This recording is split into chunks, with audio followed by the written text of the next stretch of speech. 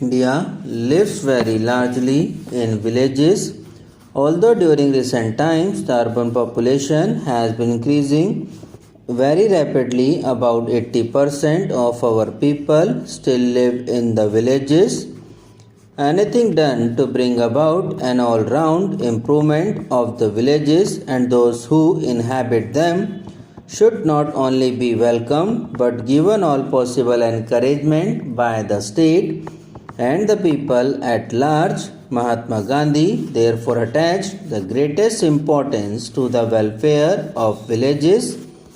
It is a happy idea to inaugurate the community development program on his birthday.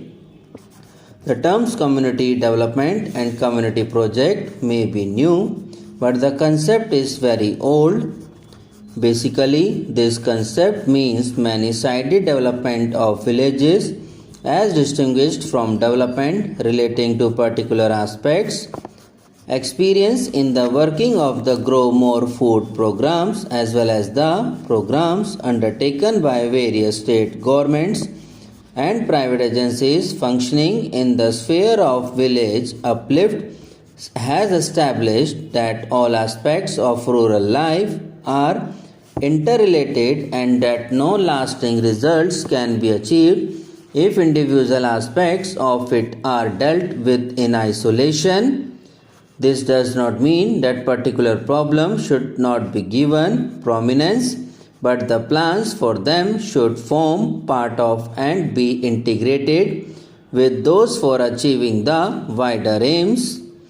This can be achieved only if the energies of the administrative machinery of the states and the best unofficial leadership and enthusiasm of the masses are all enlisted in its favor and concerted action is taken for the all-round improvement of agriculture, education, health, sanitation, welfare of cattle, provision of employment, etc.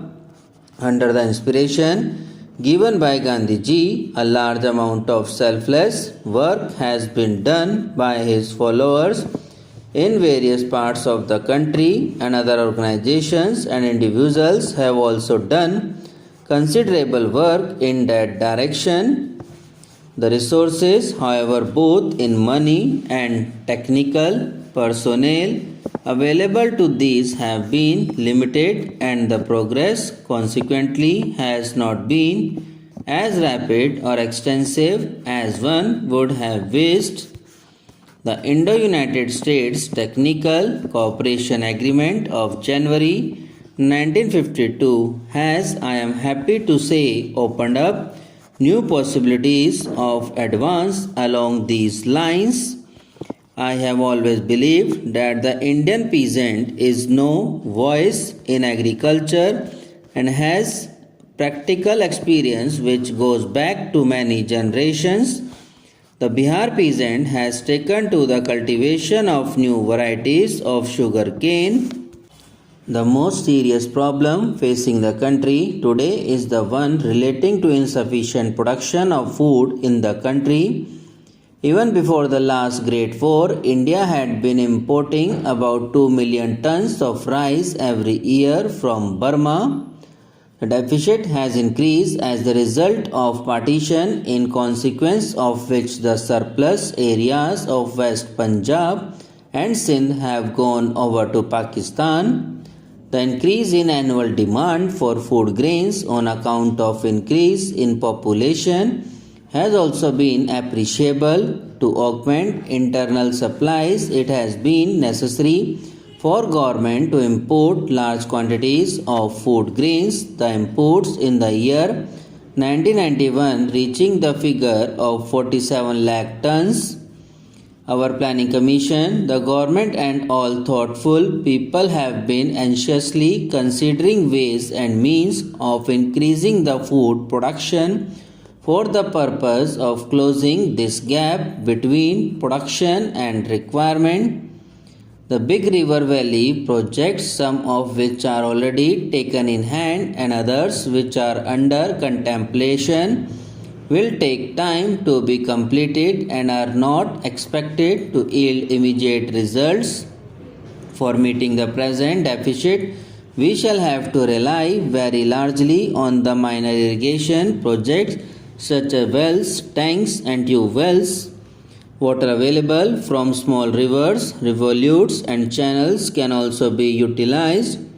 I am convinced there is a great deal of scope for these small projects, and I have no doubt that if these are satisfactorily handled, we shall be able to close the existing gap in our food supply. I am therefore happy to notice that in a community project area covering approximately 300 villages, 1,50,000 acres of cultivable land, nearly a third of the expenditure will be on minor irrigation works.